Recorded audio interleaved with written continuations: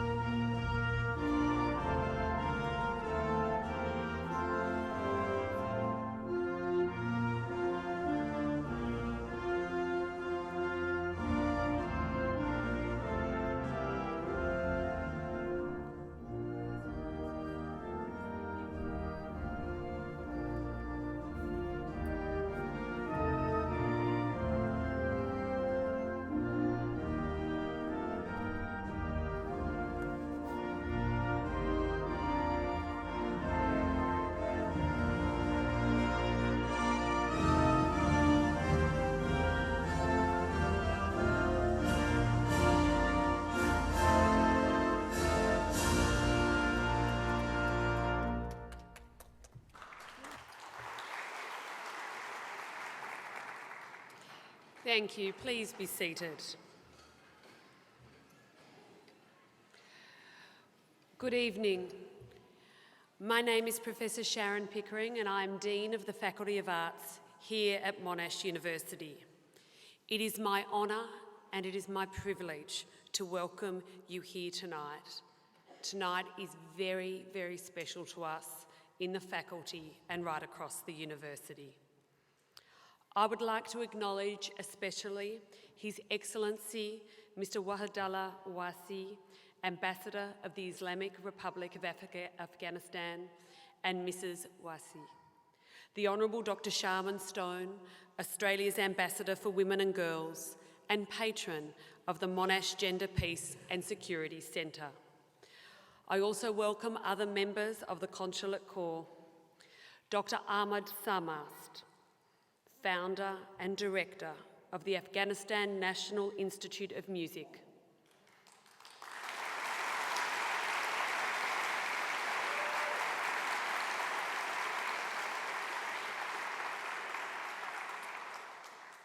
Professor Jackie True, Professor of International Relations and Director of Monash Gender, Peace and Security Centre. Professor Kat Hope, Head of the Sir Zelman Cowen School of Music. Professor Paul Grabowski, Executive Director of MAPA. Distinguished guests, ladies and gentlemen, welcome to the Zohra Orchestra performance commemorating the 100th anniversary of Afghanistan's reclamation of independence and the 50th anniversary of diplomatic relations between the Islamic Republic of Afghanistan and Australia. To our arts and Monash alumni, I wish to add to you a very warm welcome home. Tonight you will hear from some of our prominent and inspiring arts alumni, including Dr Stone, Professor True and Dr Sarmast. To our incredible Afghan Australian community, many of whom are here this evening, Khosh Amadad Shah Raglast.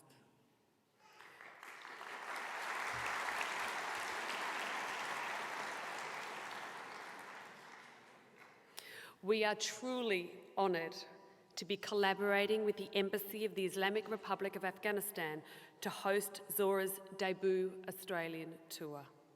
A tour that highlights the importance of people-to-people links and cultural engagement in strengthening the relations between our two countries.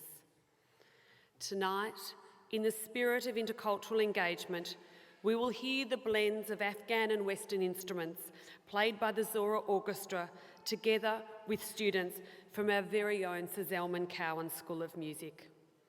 Between performances, there will be a short dialogue featuring Dr Sarmast and Professor True, along with one of the girls from the orchestra. Music is a powerful tool for self-expression and cultural diplomacy.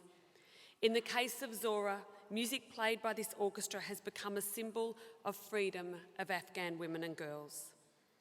It is in that context that I now have the pleasure of inviting our first official speaker, Monash Arts alumna, Dr Sharman Stone, Australia's Ambassador for Women and Girls and patron of Monash Gender Peace and Security Centre, to say a few words. Please join me in welcoming Dr Stone.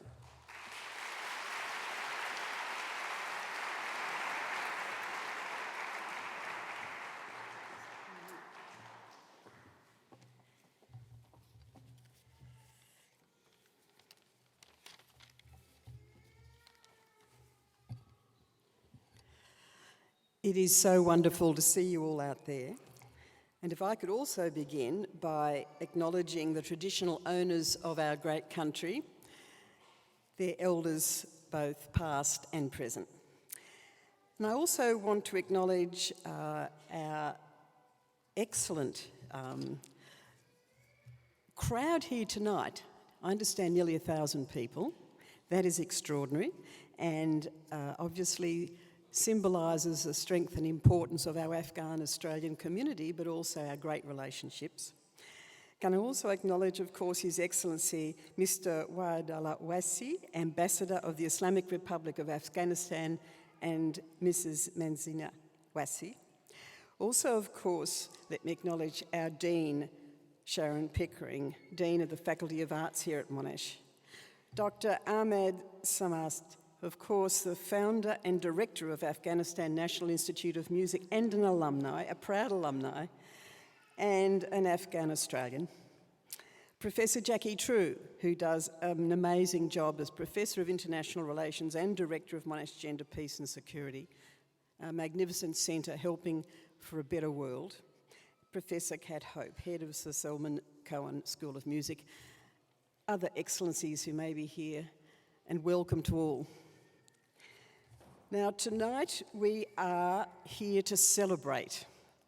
Through the medium of music, we will be celebrating 100 years since Afghanistan reclaimed its independence.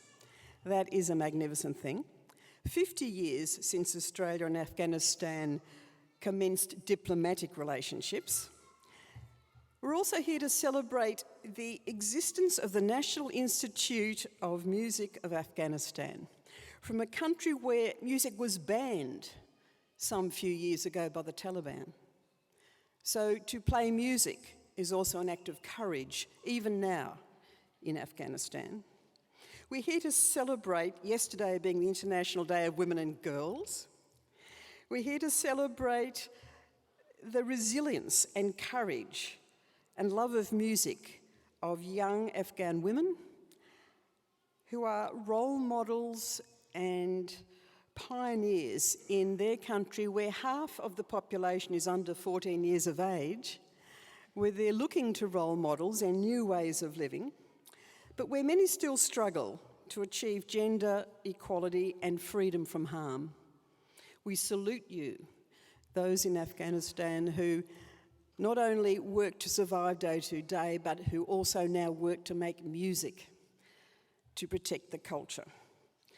We're here to acknowledge the great commitment and tenacity of Mr. Ahmad Sarmast, a Monash alumni, we're proud to say, the founder of ANIM. He is a peace builder through music. There's a special relationship, of course, between Australia and Afghanistan, and it goes way, way back. It goes back to 1859, when the first Afghan camel drivers arrived with their beasts, with their camels. I can't imagine what the camels thought about the sea voyage. But they arrived, and if it hadn't been for their transport development through some of the harshest and most difficult terrains in the world, we would not have been able to have developed our inland pastoral industry in Australia. So those Afghan cameleers and their descendants today, who so proudly acknowledge their ancestors, the work they did, we salute you and we say we've been not just friends but business associates, Afghan and Australian pioneers, right since 1859. Now let me say that tonight we celebrate the human spirit, the spirit of two great nations, and in 2012 both Australia and Afghanistan signed on to a comprehensive long-term partnership. That was its official title. And this begins by stating that we, Australia and Afghanistan, share a commitment to peace, democracy and development. We reaffirm a common respect for sovereignty, human rights and the rule of law. So tonight we celebrate the expression of those values, those freedoms, and we celebrate it with music played by young girls and one young boy, girls who have often needed to be courageous to even set out to practice their music in the country of Afghanistan at this time. We look forward to that music. I know all of us will be the richer for having been here tonight at Monash, a great institution, where we can enjoy together all that is best from our two countries. Thank you very much.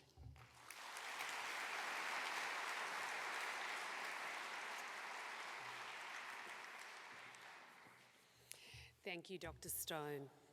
And now please join me in welcoming His Excellency, Mr. Wasi, Ambassador of the Islamic Republic of Afghanistan.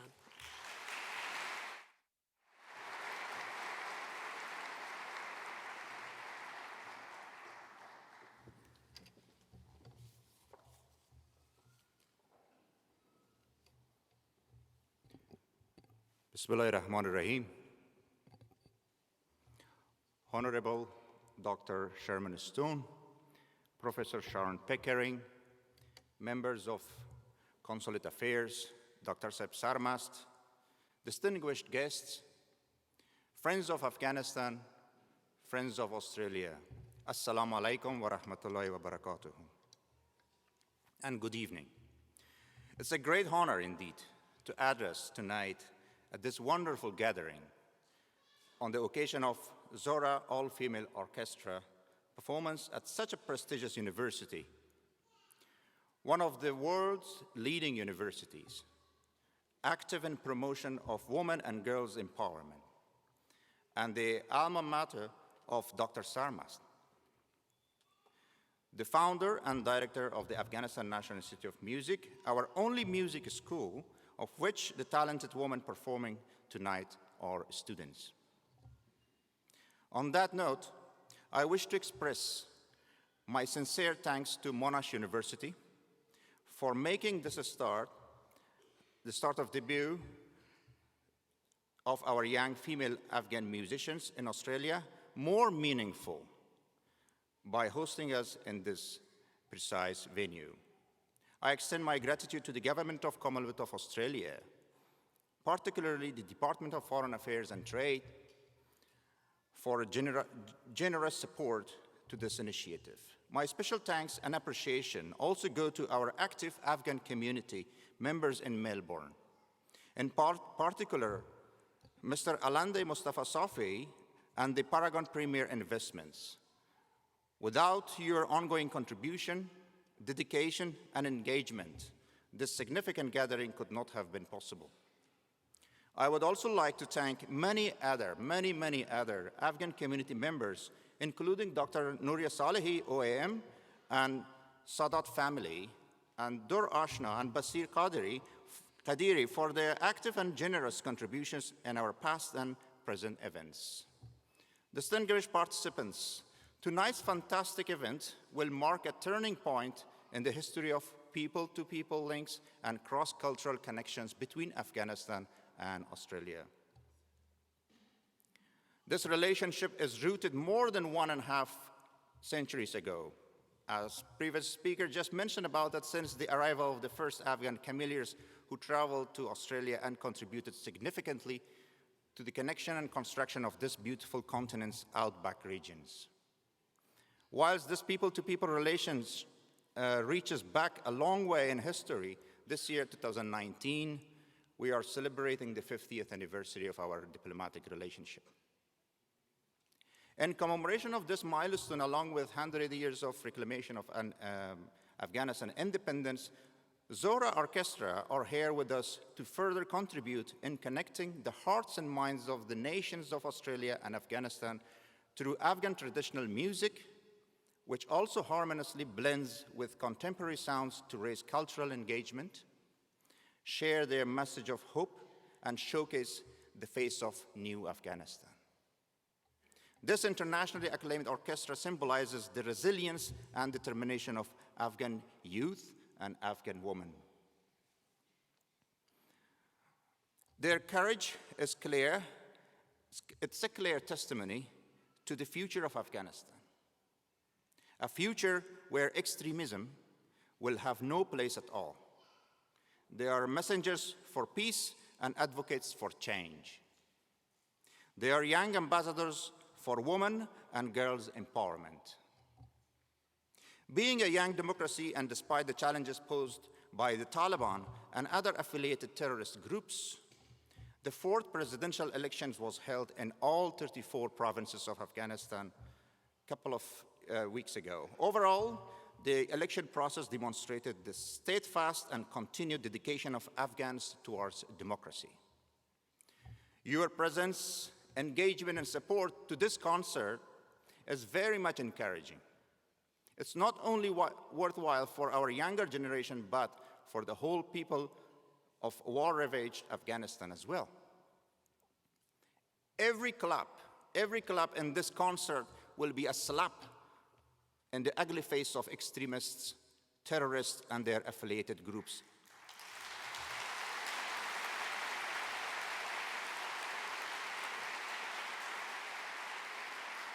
Including the Taliban, who continue to deny fundamental human rights for Afghans, especially for our women and girls. I have much to say in this unforgettable evening, but I know the audience are very much excited for the extraordinary performance to commence. So I conclude by giving two key messages, one to my fellow Afghans and the other one to Australian friends. پیام فشرده ما به هموطنان عزیز مقیم استرالیا این است که اراده و شهامت بانوان زهره می تواند الگوی خوبی برای همه ما باشد. این دختران هنرمند توانستند با بسا مشکلات و ناهنجاری های داخل کشور مقابله کنند و از میان خاک و خون خاکستر چهره مثبت، متفاوت، سازنده و نوید بخش از افغانستان به جهانیان عرضه کنند. اراده قوی و حس وطن دوستیشان قابل تحسین است. اشتراک امروز شما در حمایت از این نوبهاران پیام همدلی و اطمینان برای ایجاد یک جامعه سالم و مرفه برای افغانستان آینده است. د مرمنو لپاره کوم ځانګړی قوم، ژبه، ملیت او مذهب نه، بلکې د افغانستان نوم او د هغه درې رنګه بیرغ ارزښت درلود او لري ځای لري چې د ټولو هغه وطنوالو ملګرو څخه د زړه له کومې مننه وکړم چې د لوی محفل په اطلاع رسونه، تشویق، ملاتړ او بالاخره خپل ګډون سره د افغانستان سفارت او نورو تنظیمونکو سره په دې پرتمینه برنامه کې همکاري وکړه. ونده یې واخیسته او خپل افغاني دین یې ادا وکړ. Finally, my message to Aussie friends. Australia, as a major non-NATO ally and development partner, has long been supporting Afghanistan and strengthening its national institutions and providing development support. These have been the key focal points of our bilateral relationship. But as tonight's concert and the growing strength of our people-to-people links shows, now it is time for a paradigm shift. There is a huge potential to further strengthen our mutually beneficial bonds in the areas of people-to-people, education, business, sports, art, music, and culture as well. Zohra Orchestra is a live example of how we can take these bonds from strength to strength in new and significant areas. Last but not least, please allow me to thank Monash University's Faculty of Arts for this wonderful organization. In particular, I would sincerely thank Professor Sharon Pickering, Dean of the Faculty, Amy Lim, Senior Manager for Alumni and External Relations, Adenos Konishin, Alumni Manager, and Leo Hassi, Security Coordinator. Big thanks to the filming and photography team tonight, Kristen Tan, Parvez Shamal, and Abbas Mohammadi. My special thanks go to Professor Kat Hope and the wonderful students of Sir Zalman Cohen School of Music as they are performing together with Zohra Orchestra tonight. Please join me for a big round of applause for this great team and so many others behind the scene who have managed to make this event a memorable night tonight.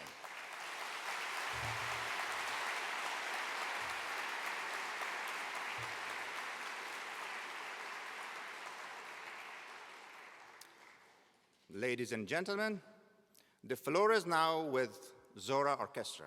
Please join me to welcome them.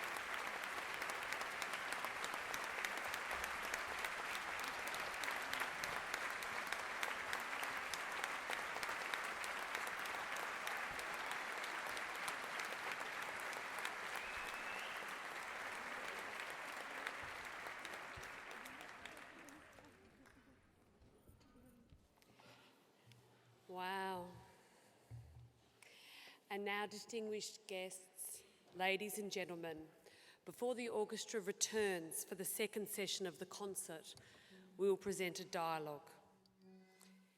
In the past 48 hours, the groundbreaking research of Monash Gender, Peace and Security Centre has been taken up by the United Nations Secretary-General. That research has found that people who support violence against women are 3 times more likely to support violent extremism.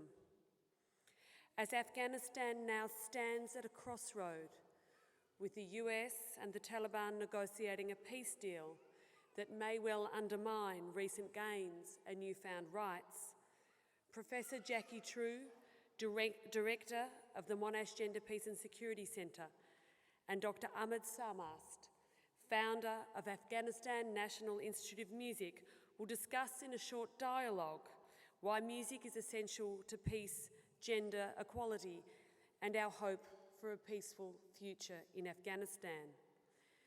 They will be joined by Maram Ate from Zohra Orchestra. Please join me in welcoming our inspiring arts alumni, Dr Sarmast, Professor True, and Maram Ate. Thank you.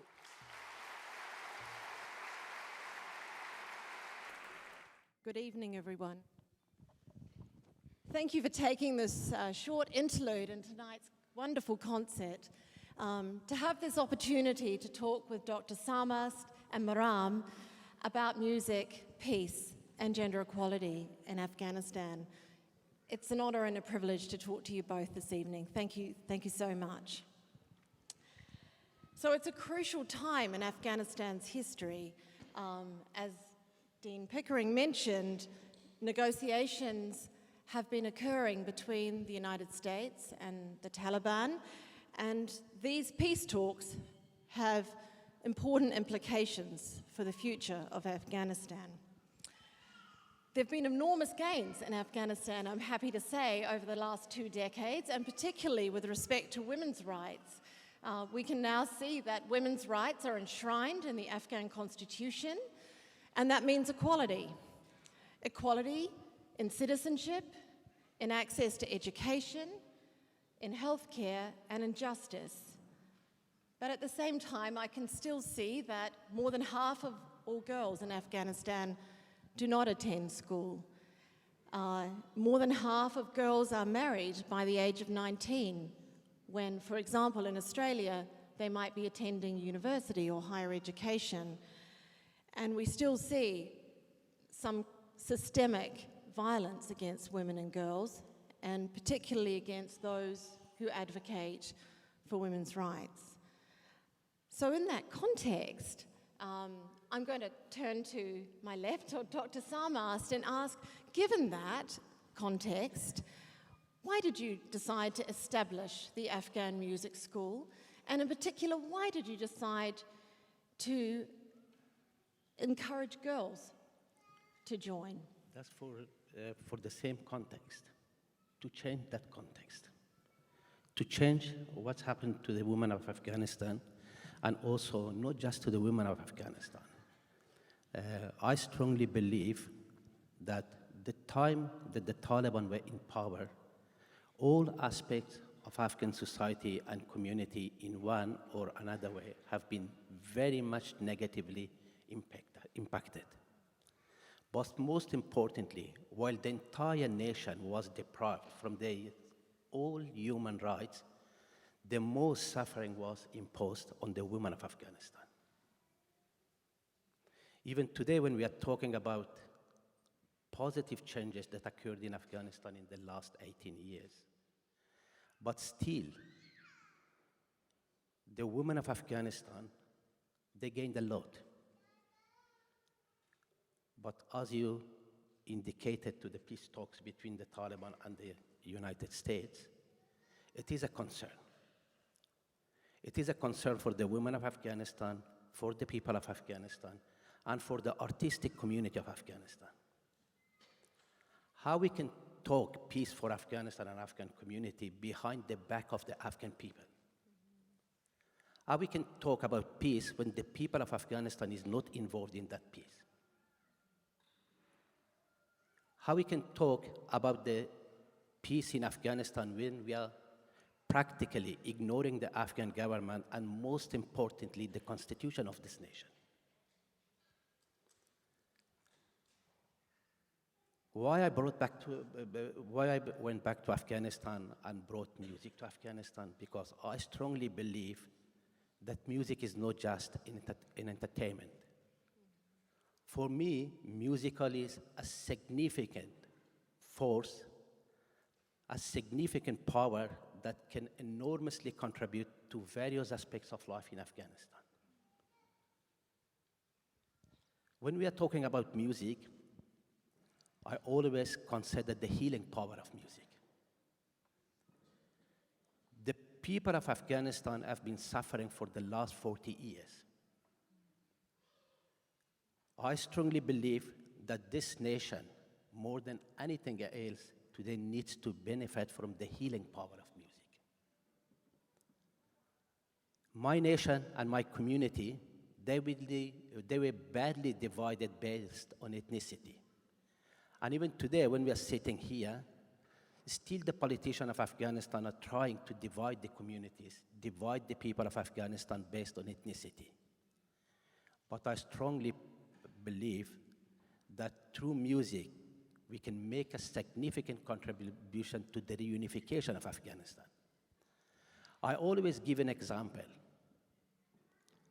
When young Afghans from different backgrounds, they're sitting in an orchestra, they're making music together, they play music together. They support each other, they get engaged in dialogue with each other. They respect each other's differences. They play different musical instruments, different melodic lines. In this manner, they also learn that they should respect each other's differences outside of the orchestra. They learn through music to respect each other's differences and diversity. And therefore, also music and music education is significantly important for Afghanistan to reunite the people of Afghanistan through music in education and to build bridges between the youth of Afghanistan from different ethnic backgrounds.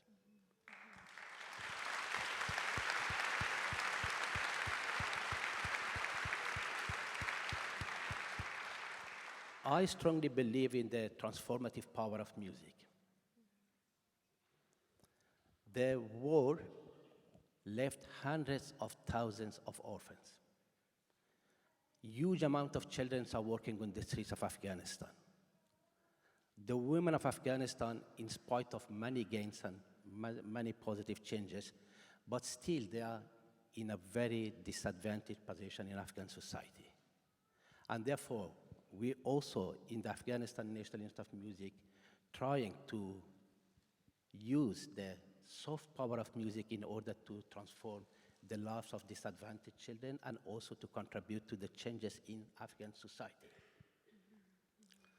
And therefore, in the focus of our education, it lies the support of disadvantaged children of Afghanistan. So we would like to change their lives through music and education. I can give many reasons here why I decided to bring music back to Afghanistan, but also to create such a wonderful environment like this evening. It's thanks to music that today we're all sitting here, Afghans from different backgrounds, from belonging to different ethnic belongings, but also our fellow Australians here. I'm sure that we've got a clear picture of multiculturalism or Australian multiculturalism here in this community today. And also, building a music school, establishing various ensembles and orchestra is also important to build bridges between Afghanistan and the international community. And today we are witnessing an example. Thank you.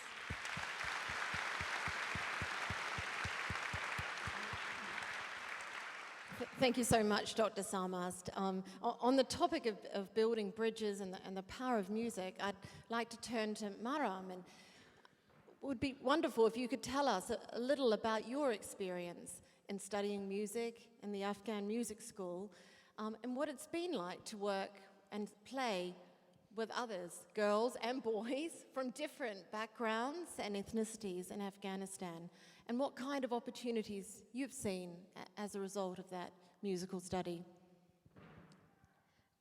At the beginning, my family were so religious, and my grandfather, he was very religious, and he didn't like music. Even when, like, at the beginning, when, like, he was listening to the news or something, and if there's a commercial and it's like it has a small or short music, and he like turning off the volume, like this is not good, and he didn't like music.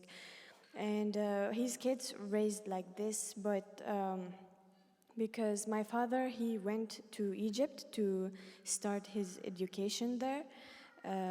He started there, and he was reading a lot of books, and he got inspired from a book from musicians and stories about musicians and music. And he wanted me to be a musician when I was 5 years old. And I started learning music since 5 years old, and I was in Egypt. I didn't have any idea that what's going on in Afghanistan. I didn't know anything about here. And after, like, when I was 13, I had to come to Afghanistan there. And I didn't know that there is a music school there. I thought that I won't continue and I can't continue studying music. When I was also in Egypt, I thought that music is something like a hobby or something. It's not like your field. You're going to be a performer or a professional musician.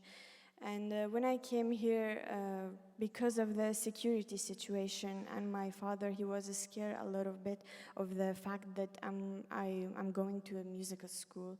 So he didn't want me to continue music, and he said that I should stop. And I stopped learning music and playing piano for 1 year. And at this year, I thought that I was mentally destroyed. I didn't have anything to do in Afghanistan. I didn't know how to study, how other girls can just wear their scarf and study, and they don't understand what they're studying and what the goal of studying this. They didn't know the women's rights. What is the women's rights? They're just keep doing things that they should do, but they don't know why. And since then, my father understood that I don't have anything in Afghanistan. I can be a doctor, I can be an engineer, I can be anything. If I stop music, I should like stay at home and do nothing. And then my father thought that I should continue playing music. And at this time, when I became a student in Afghanistan National Institute of Music, at this time, there were 2 girls who were playing piano in the Zohra Orchestra, but because of their families and their family problems, they got married, and it was a really pressure on them. And then the piano section was empty at this time in orchestra. And Dr. Sarmast wanted me to become a member in this all-female orchestra, and I became a member. And it was my first experience to be in an orchestra. I always performed alone. So the bigger we are, the stronger we get, and it's a big experience that we learn from each other. Maybe you see that these girls are very young, but they are role models for a lot of old women. And that they're sharing, they can share their stories, they can, people can hear their voices alone. So we're united like a family, and so we're like learning from each other, and we have a lot of opportunities to share our stories and our cultures in other countries, and we learn from other musicians also when we go to tours. And we're really thankful that we have a lot of people who support us around the world, and maybe they can see the bright side of Afghanistan.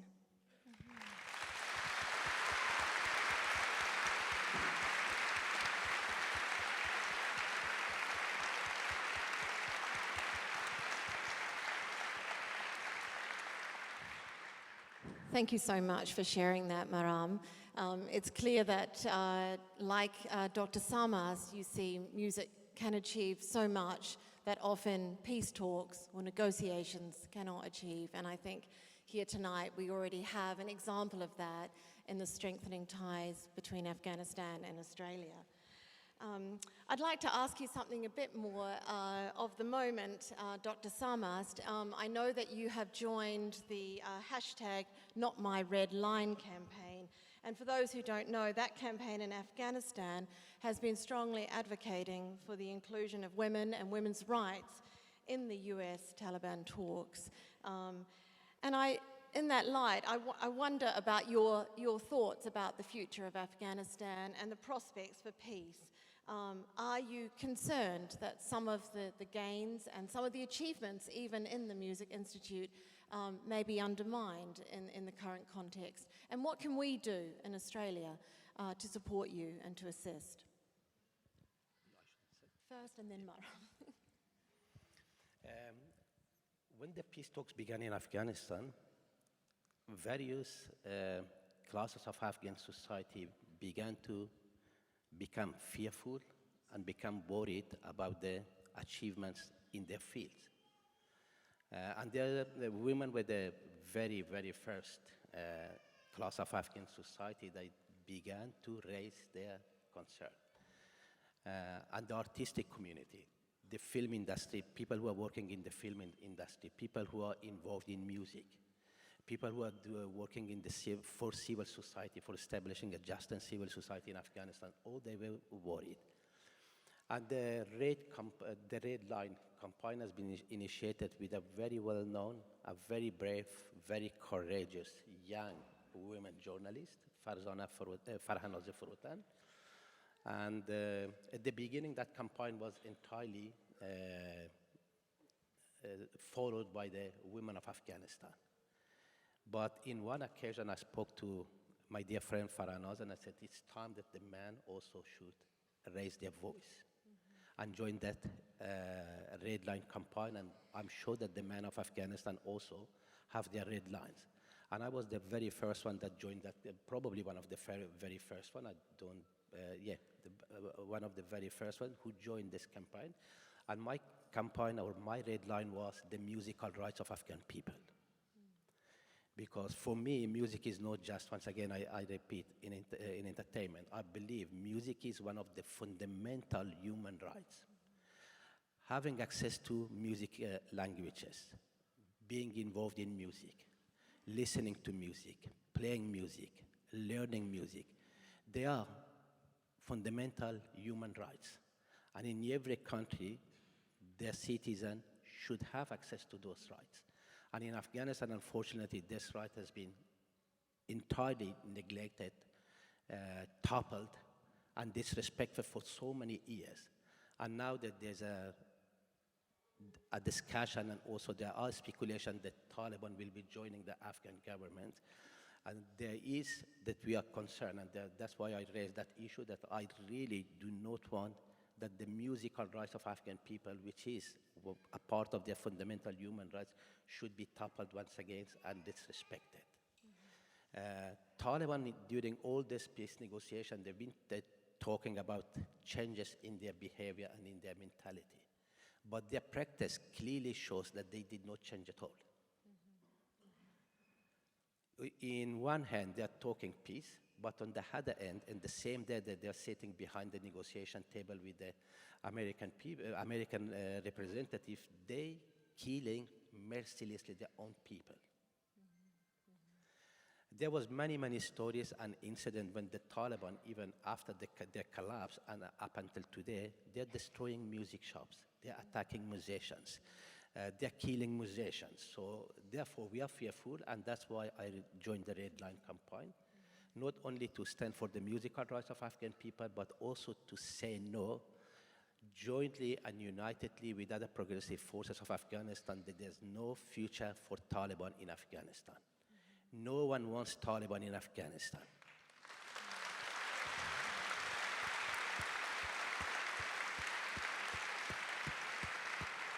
there's been enormous changes in the last 18 years. The people of Afghanistan are not the people of 1996. The Afghanistan of 2018 is a much, much better place and a totally different place than 1996 with the Taliban coming to power.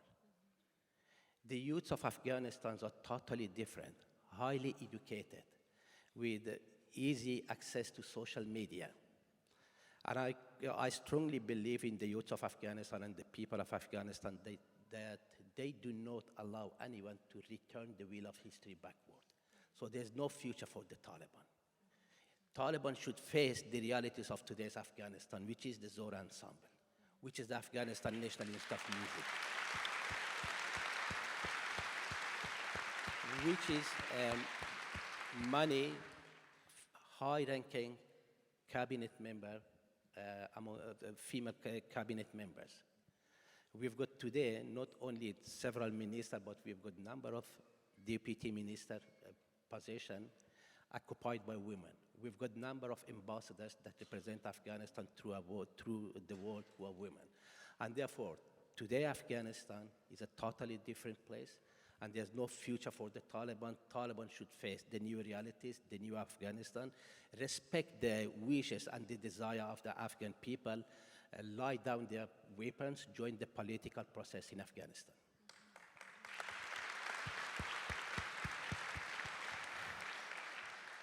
Very strong messages. Thank you, Dr. Sarmast. And I'd like to ask Maram for her view, because I'm sure she's one of the youth of Afghanistan who doesn't remember, or at least did not remember life before 2001, because I'm sure you're under 20, yes? She doesn't want to see that. So what are your thoughts about the prospects for peace in Afghanistan? Thankfully, I wasn't at this time. But women in Afghanistan until now, there's a lot of things that they don't understand. They don't know their rights, because this is their mindset. This is what they got used to it. So I like when we see that we are in an all-female orchestra. If we got threatened by someone, we won't stop, because this is who we are. We are musicians, and we won't gonna lose our identity. So if we stop playing music, we have to stay at home and do nothing.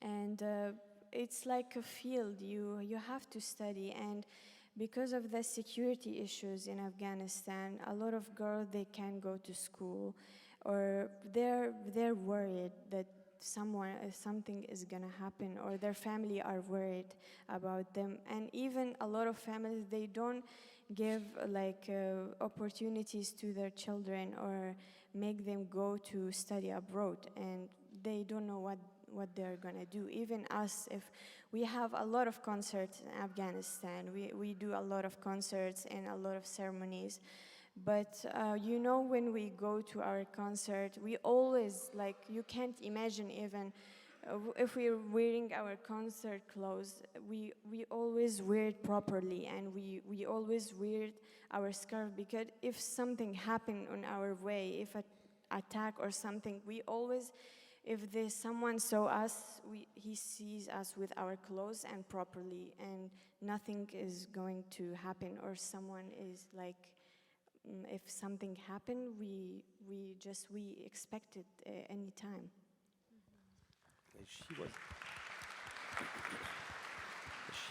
She was referring to the concert that we are playing in Kabul. Yes, we playing many concerts during the year, but also we playing an annual gala concert, which is probably the most and the largest music concert or music festival in Afghanistan.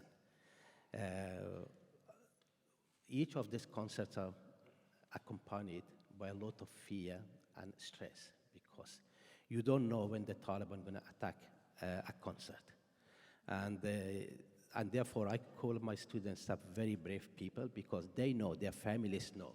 Maram clearly knows each time that we are playing a concert that what we should expect. Even when we are playing a concert, we never advertise the concert in advance because we do not want those forces to know we do not want anyone to track our way, how we're moving and where we're going and where the concert would be. But in spite of all those challenges, we're playing hundreds of concerts. And we remember that in 2014, one of our concerts has been targeted by the Taliban. The Taliban sent a suicide bomber in the concert who exploded himself in the audience, and several people were killed and many, many people were injured. We can't imagine taking those kinds of risks just to play music. We really salute the courage of you both and all of your peers and members of the orchestra. Can I just ask you to, finally, to end, what is there one thing each of us here could do to support the music making, which is contributing so much to showing that peace is possible in Afghanistan today? What can we do? What can anyone do here tonight at tonight's concert to support you? To me, the presence of this audience this evening is a clear sign of solidarity with the young musicians and the music in Afghanistan.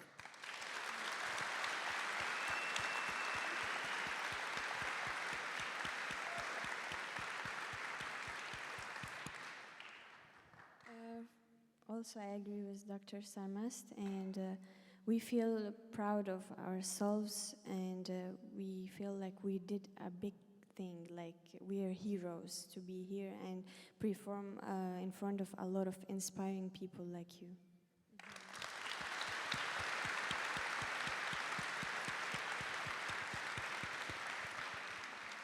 Thank you both so much for those words and for sharing your thoughts, and thank you so much for visiting us at Monash University and Australia, and we welcome you back every time. Thank you very much. Thank you.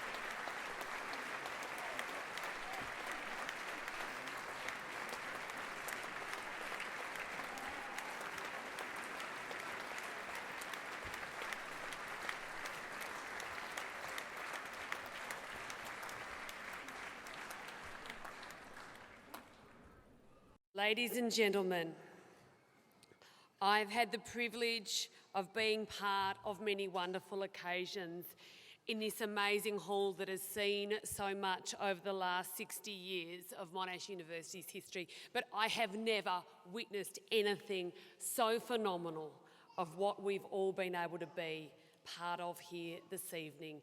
Please thank again Zohra Orchestra and the Zelman Cowan School of Music.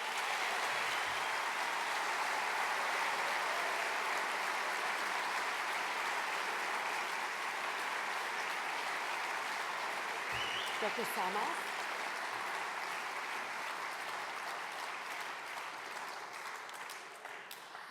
I'd now like to call on Dr Sarmast to make a vote of thanks.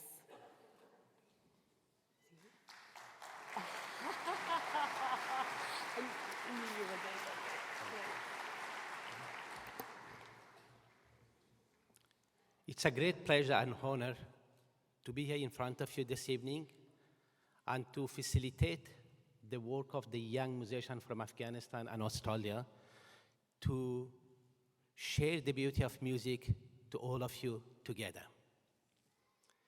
Given this opportunity, I would like to thank a number of people that have been significantly important for this project to happen. First of all, I would like to thank the Monash Arts, Monash alumni and Monash School of Music for their thorough support for this project to happen. I would like also to thank the Ministry of Foreign Affairs of Australia for their assistance while we've been struggling to get visas for every students to travel to Australia. They've been very helpful and they assisted us thoroughly. I also would like to thank the Afghan-Australian businessman Mustafa Safi for his contribution to this project. And most importantly, I especially would like to thank the Ambassador of Afghanistan to Australia for initiating this project and letting us to work together to make this happen. And of course, I would like to express the sincere gratitude of the entire orchestra to all of you for being here, with us this evening here. As I noted earlier, your presence is a clear indication of solidarity with Afghan music and Afghan musicians.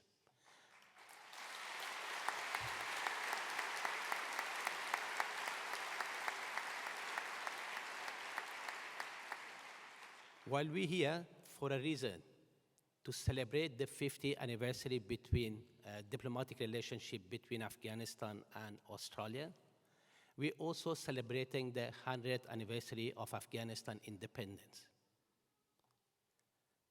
When we are talking about independence and freedom, what can better represent that freedom than this orchestra here in front of you?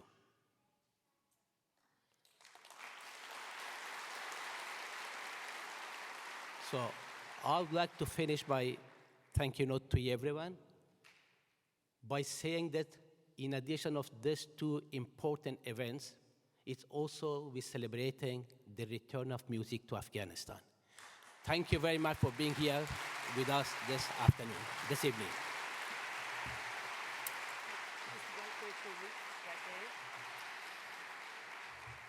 I'd like to invite Dr Sarmast to stay here on stage while we make some small presentations, please. And I'd very much like to invite His Excellency, the Ambassador, to join us here, please, along with Captain Hashimi from the community.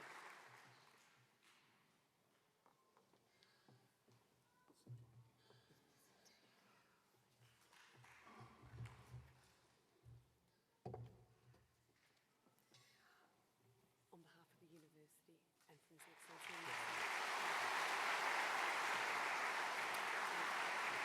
Thank you so much.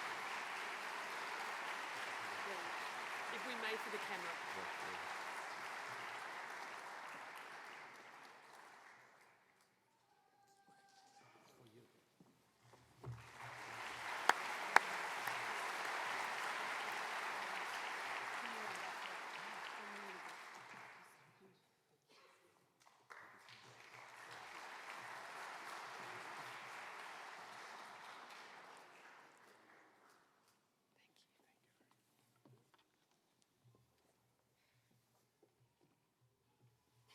Dr. Benjamin Wu, please.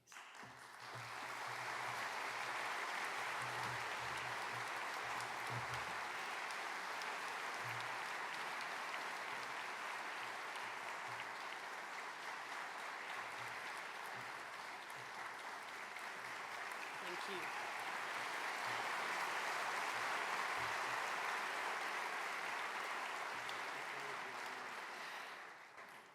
Ladies and gentlemen, Dr. Sarmast reminded us of the transformative power of music.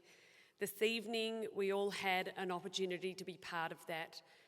On behalf of Monash University, my thanks to everyone on stage tonight for all that you've come across, for all that you've established, for all that you've connected with one another, but to some 1,262 people in the audience here this evening. Our thanks to you.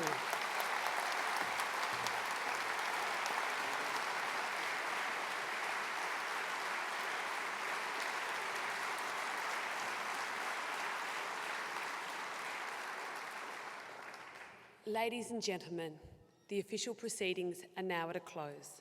I wish you a very good evening.